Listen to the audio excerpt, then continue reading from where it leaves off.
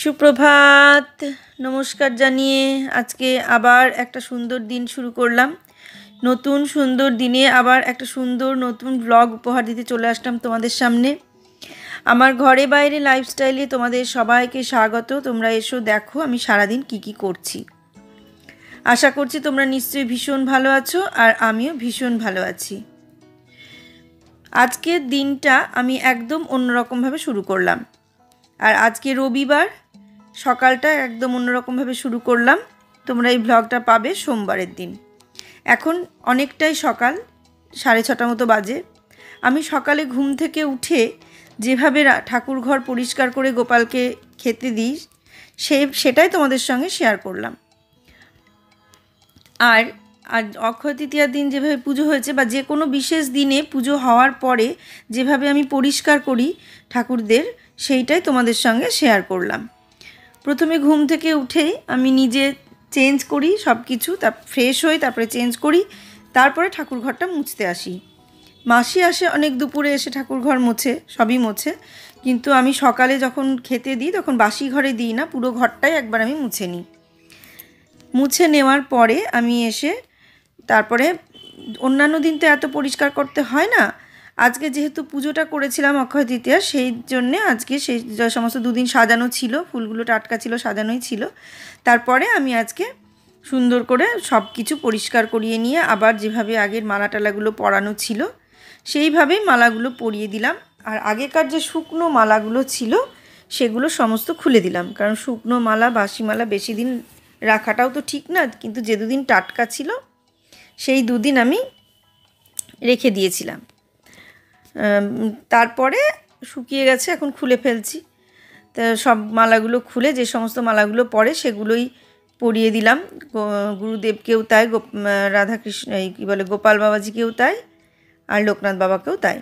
আমার আবার দুটো ছোট ছোট লোকনাথ আছে।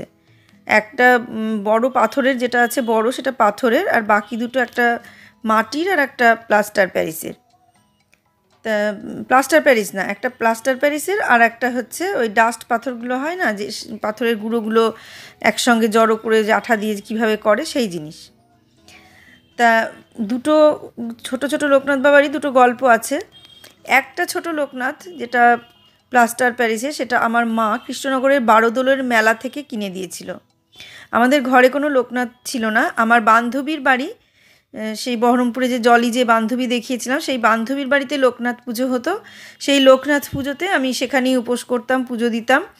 তা কিন্তু আমার নিজের ঘরে ছিল না, আমার ভাড়া বাড়ি ছিল বলে আমি ঘরে কোনো ঠাকুর আনিনি। কি তখন থেকে আমার মনে মনে ইচ্ছে ছিল, যখন আমার নিজস্ব সব কিছু হবে তখন আমি তোমাদেরকে নিয়ে গিয়ে বসাবো। তা সেটা তারা পূর্ণ করেছেন ইচ্ছা, সেই কারণে তাদেরকে নিয়ে এসে বসিয়েছি। তা সেই লোকনাথ, তাদের বাড়িতেই যেতাম, পুজো দিতাম, সারাদিন থাকতাম। ওদের বাড়িতে বিরাট ধুমধাম করে লোকনাথ পুজো হয়, খিচুড়ি ভোগও হয়। তা 2 বছর ধরে, মানে লকডাউনের পর থেকে আমি আর সেভাবে যেতে পারি না, কারণ আমি চলে এসেছি এখানে, আর যাওয়া হয় না। আর তারপরে এখানে আসার পর আমি লোকনাথ বসানোর জন্যে আমি এবছরও যেতে পারবো না, কারণ নিজের পুজোটা করব। তারপরে এখন যদি ভোরবেলায় পুজোটা করে ফেলে তারপর যেতে পারি সেটা আলাদা কথা, কিন্তু পারবো কি না আমি বলতে পারছি না। সেই জন্য আগে থেকে কিছু বলতে পারছি না। তবে ওখানে গিয়ে ওদের বাড়িতে পুজোতে খুব আনন্দ হতো। তা সেই আনন্দের পর থেকে আমি যখন নিজের হলো সব কিছু, ওটা ভেবে রেখেছিলাম, প্রকাশ করিনি। আমি তো ইচ্ছা প্রকাশটা খুব কম করি, কারণ যতদিন আমার পূর্ণ না হয় ইচ্ছে, আমি ততদিন প্রকাশ করি না। তো তখন থেকে আমার ইচ্ছে ছিল যে আমি যখন তোমরা আমাকে দেবে তখন আমিও তোমাদের দেব। তা সেই হিসাব করে যখন আমার হলো তখন আমি তাদের নিয়ে এসে বসালাম, তার আগে আমি বসাইনি। আর ভাড়া বাড়িতে ওই ছোটো লোকনাথটা যেহেতু মা কিনে দিয়েছিল, সেই থেকে ওই ছোট মাটির ওই প্লাস্টার প্যারিসের লোকনাথটা আমরা পুজো দিতে শুরু করলাম। এবার কৃষ্ণনগরে ওই পুজোটা দিতাম, আর তখন বুবাই লকডাউনের জন্য ওখানেই ছিল, কৃষ্ণনগরেই থাকলো। এবার কৃষ্ণনগরে থাকার পরে বুবাই যখন কলকাতায় চলে আসলো, তখন বললো যে আমরাও চলে গেলাম কলকাতায়। তখন আমরা এই ছোটো লোকনাথকেই নিয়েই কলকাতায় চলে গেলাম, মানে ফ্ল্যাটে চলে আসলাম। তো ওই ফ্ল্যাটেই ছোটো ওই প্লাস্টার প্যারিসের লোকনাথটাই পুজো হতো। তারপর এরকম পুজো হতে হতে হতে হতে হঠাৎ করে মানে আমরা কৃষ্ণনগরে চলে আসলাম, যে কদিন থাকবো বলে চলে আসলাম। কিন্তু কদিন থাকতে গিয়ে শুরু হয়ে গেল চরমতম করোনা, আর লকডাউন শুরু হয়ে গেল। তো কৃষ্ণনগরে আমরা বেশ কিছুদিন থাকতে থাকতেই শুরু হলো লোকনাথ পুজোর দিন আসলো। কিন্তু সেই দিনে আমাদের ঘরে তো একটাও লোকনাথ নেই। আবার আমি আমার ওই বান্ধবীর বাড়িও যেতে পারছি না, ট্রেন বন্ধ। আর ওদের বাড়িতে সেভাবে বড় করে পুজোও হবে না, কারণ সব কিছু বন্ধ ছিল, সবাই তো জানোই, আর নতুন কথা কি। তো সেই কারণে তখন আমরা ঘূর্ণিতে গিয়ে ওই ডাস্ট পাথরের একটা লোকনাথ বাবা কিনে নিয়ে আসলাম ছোট্ট দেখে। নিয়ে এসে সেটাই আমরা ঘরে পুজো করলাম। তা সেই জন্যে এই ছোট লোকনাথ বাবা দুটোকে আমি আর কোথাও সরাইনি। তারপরে এই ফ্ল্যাটে, নতুন ফ্ল্যাটে আসার পর বড় লোকনাথ বাবা কিনলাম, আর ছোট দুজনকে তার সামনে রেখে দিলাম। কাউকেই আমি সরালাম না, তিনজনকেই আমি সিংহাসনে রাখলাম। তা এই হলো আমার ছোট লোকনাথের গল্প। আর দেখছো আমি গুরুদেবকে আর গোপাল বাবাজিকে সব পরিষ্কার করিয়ে দিয়েছি, ধূপকাঠিও ধরিয়ে দিলাম, খেতেও দিয়ে দিলাম। এবার পুজোর জন্য যে সমস্ত বাসনগুলো বের করেছিলাম, সেই বাসনগুলো তো দেখলে চেয়ারের ওপর রাখা ছিল, ওগুলো ছাদ থেকে ধুয়ে নিয়ে এসেছিলাম। নিয়ে এসে এবার এগুলো গোছাতে হবে। আর জামা কাপড়গুলোও সব লাট হয়েছিল, ঠাকুরের যে পোশাকগুলো, সেই পোশাকগুলো সমস্ত লাট হয়েছিল, এদিক ওদিক ছড়িয়েছিল। তা সেগুলোও সুন্দর করে গুছিয়ে নিলাম পোশাকগুলোকে। তারপরে বাসনগুলোকে গুছিয়ে নিলাম, পোশাকগুলো গুছিয়ে নিলাম, দিয়ে জায়গাটাকে একটু গুছিয়ে ঠিক করে রাখলাম, না হলে খুব অগোছালো হয়েছিল, দেখতে ভালো লাগছিল না। আর টেবিলের ওপরটা আমার গোছানোর কোনো হাত নেই, কারণ ওটা তো এর আগেও তোমাদের আমি বলেছি, অনেক ব্লগে বলেছি, ওগুলো ওর বাবার ফাইল, মানে আমার বরের ওগুলো ফাইল সব স্কুলের। আর কদিন পরেই রিটায়ার করবে, রিটায়ার করলে ওগুলো আবার স্কুলে নিয়ে গিয়ে জমা দিয়ে দেবে, তখন ওই জায়গাটা পুরোটাই ফাঁকা হয়ে যাবে। আর ওই জায়গাটা পুরো ফাঁকা হলে ওখানে একটা আমরা খাট নিয়ে আসবো, এরকম একটা প্ল্যানিং আছে। হয় খাট, না হয় সোফা কাম বেড নিয়ে আসবো, যাতে মানে ওটা হয়তো অন্য সময় ছোট করে রাখা হলো, পরে যখন বসা হলো, শোয়া হলো, তখন ওটাকে টেনে নেওয়া হলো, এই সিস্টেম করা হবে। সেই রকমই একটা ইচ্ছা আছে। এখন দেখা যাক কী হয়। আর আমার ঠাকুরের একটা আলমারি করতে হবে, না হলে এই পোশাকগুলো রাখার জায়গা হচ্ছে না, সেটাও মানে সময় সাপেক্ষ। এখন কবে কি হবে কিছুই বলতে পারছি না, তবে যখন হবে তখন তোমরা দেখতেই পাবে। ইচ্ছা আছে এটুকু, এগুলো সাধারণ ইচ্ছে বলে দিলাম, খুব সাধারণ ইচ্ছে, কারণ একটা খাট আর একটা এইগুলো সরানো এখান থেকে, এগুলো সাধারণ ব্যাপার, এগুলো হবেই, সেই জন্য এগুলো আর নতুন করে বলার কিছু নাই। মানে এগুলো অতিরিক্ত মানে অতিরিক্ত কিছু চাওয়া না যে ইচ্ছে পূরণ হতে হবে তারপর প্রকাশ করব, সেই কারণে। আর ঠাকুরের হালকা পাতলা পোশাকগুলো আমি কদিন পরেই পরাবো, কারণ ওগুলোতে এমন কিছু মানে ঠাকুরের ঠান্ডা লাগা বা গরম লাগা, এগুলো আমাদের পুরোটাই মনের ব্যাপার। কারণ যারা সৃষ্টিকর্তা, তাদের যে ঠান্ডা বা গরম লাগে, এটা আমাদের মনের ব্যাপার। তাদের কখনোই ঠান্ডা বা গরম লাগে না, কারণ তারা ঈশ্বর, তারা ভগবান, তারাই এই বিশ্বকে পরিচালনা করছে। কাজেই এই সৃষ্টিকর্তার যে ঠান্ডা বা কখনো গরম লাগে, এটা আমার মনে হয় না। কি করলাম সেগুলো দেখলে, আমি ওই কাজগুলো সকালবেলায় ঘুম থেকে উঠে এই কাজগুলোই করি, যেগুলো তোমাদের সঙ্গে আজকে শেয়ার করলাম। তো প্রতিদিন শেয়ার করা হয় না, আজকে শেয়ার করলাম। তারপরে এই যে চা নিয়ে বসলাম, এরপর চাটা খেয়ে তারপরে ঘরের বিছানা গোছানো বা অন্যান্য যা কাজ সেইগুলো করতে থাকবো। তাহলে দেখতে থাকো বাকি সময়টা কি করি। আর আমি চাটা খেয়ে নিই সকালবেলায়, আর যা যা খাওয়া সেগুলো খেয়ে নেবো। যেটা বলছিলাম, যে এটা আমার ব্যক্তিগত ধারণা থেকে আমি বললাম, আমি কারোর কথা বলিনি বা কারোর ব্যক্তিগত মানসিকতায় আমি আঘাত করিনি, কিন্তু আমিও শীতের পোশাক পরাই, আমিও গরমকালে হালকা পোশাক পরাই, এটা আমিও করি। কিন্তু আমার এটা মনে হয়, তাই আমি প্রকাশ করলাম যে এটা মানে না করলেও চলে, কিন্তু আমরা মানসিক দিক থেকে এগুলো করি, তাকে আমাদের নিজেদের মতো করে ভাবি, মানুষ বলে ভেবে নিই যে এরা আমাদের মতোই। এটা ভাবলে মনে হয় খুব ছোট করা হয়, কিন্তু সব জায়গাতেই দেখি যে পোশাক পরানো থাকে, শীতের পোশাক পরানো থাকে, গরমের পরানো থাকে, এরকম থাকে। কিন্তু আমার মনে হয় সত্যিই কি সেটা তাই? সত্যিই কি তাদের ঠান্ডা লাগে? জানি না। আমার মনে হয় তারা সৃষ্টিকর্তা, তারাই এই সমস্ত চালনা করছে, ঠান্ডা গরম তারাই করছে। কাজেই আমার মনে হয় না যে তাদের আলাদাভাবে কোনো রকমভাবে ঠান্ডা লাগে, তবুও গরম লাগে, তবুও আমরা সবাই মিলে এটা করি। আমি যেমন হালকা পোশাক পরাই, শীতের সময় শাল গায়ে দিয়ে দিই সব ঠাকুরকে, লোকনাথ বাবাকে বা গুরুদেবকে দিই, কারণ তারা তো মানুষই ছিলেন। তা যাই হোক, এটা মানে বলে আর কাউকে ছোট করব না, কারোর মানসিক ইচ্ছায় আঘাত করতে চাচ্ছি না আমি। এটা আমার ব্যক্তিগত অভিমতটা আমি প্রকাশ করলাম, কিন্তু আমরাও করি। আমি যেমন কদিন আগে শীতের পোশাক পরিয়েছিলাম, আবার কদিন পরে গরম মানে কিছুদিন আগে গরমের পোশাক পরাচ্ছি হালকা পাতলা। তা এখন একটুখানি ভারী পোশাক পরানো আছে, থাক, অসুবিধে নেই, এখন আমি শোয়াচ্ছিও না। কিছুদিন পরে বৃহস্পতিবারে স্নান করাবো, স্নানটা করিয়ে তারপরে হালকা পোশাক পরাবো, বা গহনাগুলো খুলে দেব, যাতে রেগুলার আমার ওগুলো তোলাপাড়া করা, খোলাপাড়া করা, শোয়ানো তোলা সুবিধা হয়। সেই জন্য বৃহস্পতিবার থেকে সব চেঞ্জ করব। এত সাজানো তো, এবার প্রতিদিন এত সাজানো, প্রতি বৃহস্পতিবার মানে প্রতিদিন শোয়াতে হবে, প্রতিদিন শোয়াতে গেলে প্রতিদিনই ওগুলো খুলতে হবে। সেই কারণে আমি আর সেই রিস্কটা নিলাম না, যে থাক দুদিন সাজানো আছে থাক, একবারে বৃহস্পতিবারে যখন স্নান করাবো তখনই আমি শোয়াবো, তখন থেকে হালকা পোশাক পরিয়ে দেবো, তখন থেকে শোয়াবো। আর গহনাগুলো এত খুলে দেবো, এত গহনা সবসময় পরিয়ে রাখবো না। তো হালকা পাতলা কিছু আরও গহনা কেনার দরকার। সবে তো আমি নতুন কিনেছি, একটা একটা করে কিনবো, বুঝতেই পারছো টাকা পয়সারও ব্যাপার থাকে। টাকা সব কিছুর পেছনেই একটা আর্থিক ব্যাপার একটা থেকেই যায়।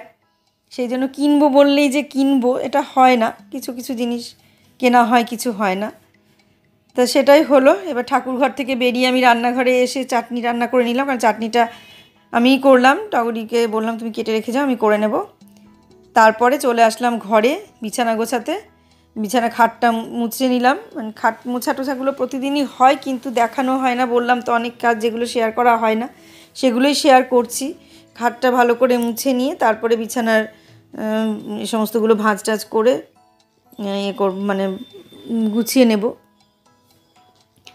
তা সেটাই বলছিলাম যে ভালোভাবে রাখাটা নিজেদের ব্যাপার, সব কিছু পরিষ্কার করে গুছিয়ে রাখাটা নিজেদের ব্যাপার। আর আমার মানসিকতা হচ্ছে মানে একটা জিনিস যাতে বহুদিন টেকে সেই হিসেবে গুছিয়ে রাখবো, এমনভাবে রাখবো যে একটা জিনিসের জন্য আমার মানে জনম কেটে যায় এরকম। মানে এমন এমন জিনিস আছে যেগুলো আমার বিয়ের সময় ছিল, এখনও আছে, এরকম জিনিস এখনও আছে। তা এটা আমার স্বভাব, জানি না এই স্বভাবটা খারাপ না ভুল, মানে স্মৃতি ধরে রাখা এটা আমার একটা স্বভাবে আছে। তো এই জিনিসটা খারাপ না ভালো সেটা আমি জানি না। যেমন যে খাটটা দেখেছো, খাটটা আমি এখনও ফেলতে পারছি না, ওই যে স্মৃতি বাবা দিয়েছে, ওটাকে কেটে ছোট করে ওইভাবে রেখে দিয়েছি, তবুও ফেলতে পারছি না। মানে এই ফ্ল্যাটেতে তাও জায়গা আছে রাখার মতো, ওই পুরোনো ফ্ল্যাটটায় তো একদম জায়গাই ছিল না, তার মধ্যেও আমি ওইভাবে রেখে দিয়েছিলাম কষ্ট করে। আবার এই যে পুরনো আলনাটা দেখছো, এই আলনাটা অন্য যে কেউ হলে আলনাটাকে হয় বিক্রি করে দিত, নাহলে বাইরে ফেলে দিয়ে ওখানে একটা সুন্দর জিনিস নিয়ে চলে আসতো। আর আমি কি করলাম, আলনাটা সাইড দিয়ে খানিকটা কেটে ফেললাম, সাইড দিয়ে খানিকটা কাটিয়ে নিয়ে ওটাকে একটু ছোট করে দিলাম, যাতে অতটা বড় ছিল অনেকটা, অত বড় ওই ঘরে আঁটবে না। সেই কারণে ওটাকে কাটিয়ে একটু ছোট করে নিয়ে পরিষ্কার করিয়ে নিয়ে ব্যাস সৌরভকে দিয়ে করিয়ে নিলাম, নিয়ে ওটাকে আবার ঘরে ঢুকিয়ে দিলাম। এই যে স্মৃতি বহন করে বেড়ানো, এটা আমার একটা মানে হ্যাবিট বলতে পারো। এই হ্যাবিটটা খারাপও হতে পারে, ভালোও হতে পারে। যদি ভালো হয় তাহলে ভালো, যদি খারাপ হয় তাহলে খারাপ, কিছু করার নাই। মানে কিন্তু ফেলতে মায়া লাগে, এইটাই ব্যাপার। আমাদের যে পুরনো বাইকটা ছিল, সেই বাইকটা বিক্রি করার পর আমাদের ভীষণ কষ্ট হয়েছে, কারণ ওই বাইকটা কোনো কাজেই আর লাগতো না, ওর সমস্ত কিছু পার হয়ে গিয়েছিলো, ডেট পার হয়ে গিয়েছিলো। সেই কারণে ওই বাইকটার ব্যবহার করা যেত না, রাস্তাতে আমরা বের করতে পারতাম না। তা কী করব, বিক্রি করে দিতে হবে। এবার বিক্রি যে করব, 5,000 টাকায় বিক্রি হয়েছে। 40,000 টাকার বাইক, 40 না, তখন বোধহয় 30 এরকম হবে, 30,000 টাকার ছিল মানে দাম। তো সেই বাইক বিক্রি হলো 5,000 টাকায়। সেটা হবেই, বহুদিন আমরা ওই বাইকটা চড়েছি, ওই বাইকের সঙ্গে আমাদের বহু স্মৃতি ছিল। কাজে ওই বাইকটা বিক্রি করে আমরা ভীষণ কষ্ট পেয়েছি, বেশ কিছুদিন কষ্ট পেয়েছি। একটা মানে যান্ত্রিক জিনিস, একটা যানবাহন, সেই যানবাহনটা বিক্রি করে যে এত কষ্ট হয়, এটা আমাদের ধারণা ছিল না। পশু পাখি থাকলে পরে পোষ মানলে সেগুলোতে কষ্ট হয় জানি, কিন্তু একটা যানবাহন থাকলে সেটার প্রতিও যে এইরকম একটা মায়া পড়ে যায়, বা সেটা নিয়ে এতটা কষ্ট হয়, সেটা ওইটা বিক্রি করার পর বুঝেছিলাম। ছবি তো তুলেই রেখেছি, এখনও সে ছবি তোলা আছে। বহুদিন ধরে আমরা ওটা দেখেছি, আলোচনা করেছি, মানে যে সব সময় ওটা নিয়ে আমাদের আলোচনা হতো, আর ওর সঙ্গে যে স্মৃতিগুলো সেগুলো আলোচনা হতো। তারপর আস্তে আস্তে দেখলাম যত আলোচনা করা হচ্ছে তত বেশি গভীরে চলে যাওয়া যাচ্ছে। তা আলোচনা অত বেশি করব না, গভীরে আর যাব না। ভালো জিনিস নিয়ে আলোচনা করাই বেশি ভালো। যেটা চলে যায় সেটা নিয়ে কষ্ট পেয়ে লাভ নেই, যেটা আছে যে ভালো জিনিসটা সেটা নিয়েই আনন্দ করাটাই সবচেয়ে ভালো। তা সেই রকম আবার ভালো জিনিসটা আবার বেশি দিন ভালো রাখাও কঠিন। সেটার জন্যেই পরিশ্রম করতে হয় যে একটা ভালো জিনিসকে ভালোভাবে রাখা। যে কারণে বলছিলাম যে ওই বাইকটা যখন আমরা বিক্রি করেছি রাস্তায় বের করতে পারতাম না, কারণ কাগজপত্রের শেষ হয়ে গিয়েছিল মেয়াদ, কিন্তু গাড়ি একদম ঠিক ছিল, মানে কোনো জায়গায় এতটুকু কিছু হয়নি, মানে ফার্স্ট কিকেই স্টার্ট হয়ে যেত। এখন যেমন সেলফ স্টার্ট, তখন তো সেলফ স্টার্ট ছিল না, গাড়িগুলো সব কিক দিয়ে স্টার্ট করতে হতো। তা ফার্স্ট কিকেই স্টার্ট হয়ে যেত। এত সুন্দর গাড়ি ছিল, আর এতটা যত্ন করে রাখতো। মানে শুধু আমি ওই জিনিসগুলো এইভাবে যত্ন করে রাখি না, আমাদের বুয়ার বাবাও ভীষণ এইভাবে যত্ন করে রাখে। হয়তো আমরা ভাবি যে একটা জিনিস চলে গেলে সেটা আবার তৈরি করতে পারবো কি না, এই হিসেব করেই হয়তো যত্ন করে রাখি, বা ভবিষ্যতে এটাই বোধহয় আমাদের মানসিকতায় কাজ করে, ভবিষ্যতে আর পারবো কি না, আর যদি না পারি যেটা আছে সেটাই বেশি দিন রাখার চেষ্টা করি। সেই জন্যই এতটা মানে এত হারে যত্ন করে করে রাখি। তবে সবার মানসিকতা সমান না, সবাই হয়তো রাখে না, কিন্তু আমার আবার এই ধরনের মানসিকতা যে বেশি দিন ধরে রাখি। এই যে রান্নাঘরটা হয়েছে, প্রত্যেকটা মুহূর্তে আমি সবসময় মানে চেষ্টা করি যে কতটা পরিমাণ ক্লিন করে রাখা যায়, কতটা পরিমাণ ক্লিন করে রাখা যায়।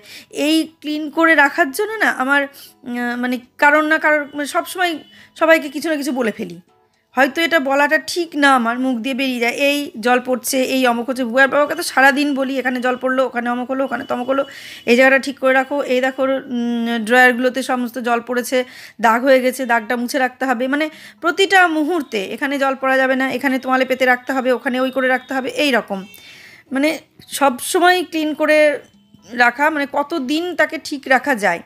যখন ওই গ্যাসের হবটা নেওয়া হয়েছিল তখন আমাকে ওই ইয়ে থেকে ফেভার থেকে যে টেকনিশিয়ান এসেছিলো, সে টেকনিশিয়ান বলছিল যে আপনি এই জিনিসটা নিলেন, আমাকে একবার জিজ্ঞাসা করলেন না, এইটা নিলেন, এটা ব্যবহার করা তো খুব কঠিন, আপনি ব্যবহার করতে পারবেন তো? এরকম বারবার বলছিল। আমি না মানে শুনে শুনে শুনে শুনে আমার একটু রাগও হয়ে গেল। কিন্তু কি বলবো, মানুষটা বারবার যখন বলছে একই কথা, কিছু তো তাকে বলতেই হবে, ছোবল না মারলেও ফোঁস তো করতে হবে, নাহলে তো সে বারবার আমাকে বলেই চলেছে দেখবেন এই হয়ে যাবে, সেই হয়ে যাবে, জ্বালাতে পারবেন না, দুদিন পর আমাকে ডাকতেই হবে, এই করতে হবে, সে বিভিন্ন ধরনের কথা বলতে লাগলো। তখন আমি বললাম যে দেখুন, আমি 18 বছর ধরে খড়িতে রান্না করে এসেছি, খড়ি থেকে যখন গ্যাস হলো, গ্যাসের ওভেন হলো, তখন মানে তখনও মনের মধ্যে এটা কাজ করে যে, বা মানুষে ভাবে যে খড়ি থেকে গ্যাসে পারবো কি না। খড়ি থেকে আঁচে রান্না হলো, সেটাও ব্যবহার করলাম, আঁচ থেকে গ্যাস হলো, সেটাও ব্যবহার করেছি, তাও গ্যাসের যে স্টিলের ওভেনগুলো ছিল সেগুলো ব্যবহার করেছি, তারপর কাঁচের ওভেনগুলো সেগুলো ব্যবহার করেছি। এখন যদি এটা হয় তাহলে এটা কেন ব্যবহার করতে পারবো না? দিন সব জিনিসই তো নতুন নতুন আসছে, তা সেগুলো যখন সবই ব্যবহার করতে পারছি, তো এটার বেলায় আপনি এরকম বলছেন কেন? আমি কেন পারবো না? একটা মানুষ এতদিন ধরে সংসার করছে, সে এতদিন ধরে এতগুলো জিনিস ব্যবহার করেছে। ওয়াশিং মেশিনটা তো কোনো দিন ব্যবহার করিনি, সেটা তো ব্যবহার করলাম। মাইক্রোওভেনটা তো কোনো দিন ব্যবহার করেছিলাম না, সেটা তো ব্যবহার করলাম। তাহলে ব্যবহার, চিমনি কোনো দিন ব্যবহার করিনি, ব্যবহার তো করছি। তাহলে আপনি এই ধরনের কথা বলছেন কেন? এত আন্ডার এস্টিমেট করছেন কেন যে পারবো না, কি পারবো না, দুদিন পর আমাকেই ডাকতে হবে, এগুলো ভালো না, এই ধরনের কথা বলছেন কেন? আপনি এটা বলুন যে কিভাবে ব্যবহার করলে জিনিসটা ঠিক থাকবে, আর কতটা ভালো করে ব্যবহার করলে আমি জিনিসটাকে ঠিক রাখতে পারবো, আর আপনাকে কত দেরিতে আমি ডাকবো, এটা আপনি বলুন। তখন না মানে ভদ্রলোক একটু ভাবলো যে কি বলবে না বলবে ভেবে চুপ করে গেল। ব্যাস, আমার মানে সকাল থেকে এই পর্যন্ত মোটামুটি কাজ কমপ্লিট হলো। সকালে গোপালকে খেতে দিলাম, ঘর পরিষ্কার করলাম, এটা প্রতিদিনই আমি করি, আজকে শেয়ার করলাম, এর আগেও শেয়ার করেছি। তারপরে আমি যা যা টুকটাক যেগুলো করার মোটামুটি সেগুলো করে নিলাম, নিয়ে টগরি যা রান্না করেছিল, তারপরে চাটনিটা শুধু বাকি ছিল, আমি চাটনিটা বললাম যে আমি করে নেব, তুমি কেটে রাখো। সেই চাটনিটা আমি রান্না করে এখন এগুলো গুছিয়ে টুছিয়ে নিয়ে এবার স্নান করতে যাব। স্নান করে এসে একটু পুজো করব, পুজো করে তারপর খাওয়া দাওয়া তারপর রেস্ট, তারপর আবার বিকেলে যদি পারি তোমাদের সামনে আসবো, আর যদি না পারি তাহলে খাওয়া দাওয়ার ওই সময় ব্লগটা শেষ করে দেবো। দেখতে থাকো তাহলে, স্নান করে পুজো সেরে নিই। তো যেটা বলছিলাম, সেই ভদ্রলোক তখন ওই মুহূর্তে কিছুক্ষণের জন্য চুপ করে গেল, যে কি বলবে সেটা বুঝতে পারলো না। তারপর কিছুক্ষণ পরে বললো, না আমি আপনাকে সেভাবে বলতে চাইনি, আমি আপনাকে আন্ডার এস্টিমেট করিনি, আমি বলতে চাইছিলাম যে ভালোভাবে খুব যত্ন করে ব্যবহার করতে হয়। বললাম হ্যাঁ সেটাই আপনি বলুন, যে যত্ন করে ব্যবহার করতে হয়। আপনি এটা না বলে বারবার বলে যাচ্ছেন আমি ব্যবহার করতে পারবো না, বা দুদিন পর আপনাকে ডাকতে হবে, এটা খারাপ হয়ে যাবে, এটা ব্যবহার করা খুব কঠিন, এই ধরনের কথাবার্তা বলে যাচ্ছেন, যাতে আমি ভয় পেয়ে যাই। কোথায় সাহস দিয়ে বলবেন এটা করতে, ওটা করতে, সেটা করতে, সেটা আপনি করছেন না। তাই এই কথা বলাতে উনি বললেন যে হ্যাঁ আমার ভুল হয়ে গেছে, কথা বলাটার ধরনটা আমার ভুল হয়েছে, ওইভাবে বলাটা আমার উচিত হয়নি। কেন হ্যাঁ সেটাই বলুন, প্রত্যেকটা মানুষই সব জিনিসই কিছু না কিছুভাবেই ব্যবহার করতে পারে, করে না? টিউবওয়েল থেকে ট্যাপ ব্যবহার করছে না মানুষ, ইন্ডিয়ান প্যান থেকে কোমর ব্যবহার করছে না, কত রকম ব্যবহার করছে, কত রকম জিনিস ব্যবহার করছে। তা এই হলো ব্যাপার, মানুষই সব কিছু পারে, আবার মানুষই সব কিছু ভুল করে, ভুল করতে করতেই আবার শেখে, এটাই হয় জীবনে। তা আমরাও এইভাবে ইউটিউব করছি, আমাদেরও কত ভুল হচ্ছে, কত ঠিক হচ্ছে, কখনো কোনো ভুল কথা হয়তো বলেও ফেলছি, আবার সেই কথাগুলোকে শুধরে নিয়ে ঠিক করেও কথা বলছি। এইভাবেই চলছে, এইভাবেই চলতে চলতে ঠিক একদিন লক্ষ্যে পৌঁছে যাব। সবাই সবার পাশে থাকি তাহলেই পৌঁছবো, এই কথাটা অবশ্যই ঠিক। সবাই সবার পাশে থাকলে অবশ্যই পৌঁছতে পারবো, কিন্তু হ্যাঁ পাশে থাকতে হবে। থাকবো বললাম অথচ থাকলাম না, সেটা করলে চলবে না, সবাইকেই থাকতে হবে। তা দেখো, দেখতে দেখতে আমার অনেক কাজ হয়ে গেল। সকাল থেকে যে সমস্ত কাজগুলো করলাম সেগুলো সব তোমাদের সঙ্গে শেয়ার করলাম, তোমাদের সঙ্গে গল্প করতে করতে কাজগুলো করে নিলাম। আমারও ভালো লাগলো কাজগুলো করতে, আর তোমাদেরও কাজগুলো দেখতে ভালো লাগলো, আর আমার সঙ্গে গল্প করতে ভালো লাগলো। তোমাদের ভালো লাগে তো আমার সঙ্গে গল্প করতে? জানিও তাহলে। আর ভালো ভালো গল্প এরকমভাবে রেগুলারই করব। আমি করিও, যদিও আমি এরকমই গল্প করতে করতেই কাজ করি তোমাদের সঙ্গে। দেখো পুজোটা করে নিলাম, এবার পুজো করে এই যে দেখে নাও আমার গোপাল বাবাকে কেমন লাগছে এই চূড়া দিয়ে। সেদিন স্নান করিয়েছিলাম, তারপরে গহনাগুলো এবার খুলে দেবো, বৃহস্পতিবার দিন খুলবো, কান টানগুলো সব খুলবো। এই যে আজকে আবার পুজো টুজো করে নিলাম। আজ ফল ছিল কটা, সেই ফল দিয়েই পুজো করলাম। আর এটাও করিনি, পরিষ্কার করিনি, ওটা বৃহস্পতিবারে করবো না, ওটা কাল পরশু করে দেবো। দেখো সবাইকে পরিষ্কার করিয়ে পুজো করলাম, সকালেই পরিষ্কার করেছি আর এখন পুজো করলাম। কেমন লাগলো তোমাদের আমার এই সারাদিনের কাজ, আমার পুরো ব্লগটা, আমার ঠাকুর পুজো, ঘর পরিষ্কার, সমস্ত কিছু তোমাদের কেমন লাগলো? আমার গল্প কেমন লাগলো সেটা তোমরা খুব ভালো করে জানাবে, আর পুরো ভিডিওটা দেখবে, স্কিপ করবে না। স্কিপ না করে একটু দেখো, এটা অনুরোধ। আর সাবস্ক্রাইবটা করো, যারা দেখছো তারা সাবস্ক্রাইব করে দিও প্লিজ। তোমাদের কাছে অনুরোধ করছি, তোমরা সাবস্ক্রাইব করে দিও, দেখে চলে যেও না। একটা লাইক, একটা সাবস্ক্রাইব করে দিও, দেখে চলে যেও না। হ্যাঁ সাবস্ক্রাইব করলে তোমাদের কাছে নোটিফিকেশানগুলো যাবে। রাত্রি বলে আজকের ব্লগটা এখানেই শেষ করছি। অনেকটা বড় হয়ে গেছে ব্লগ, আমার এমনিতেই বড়ই হয়ে যায় ব্লগ, ছোট হয় না।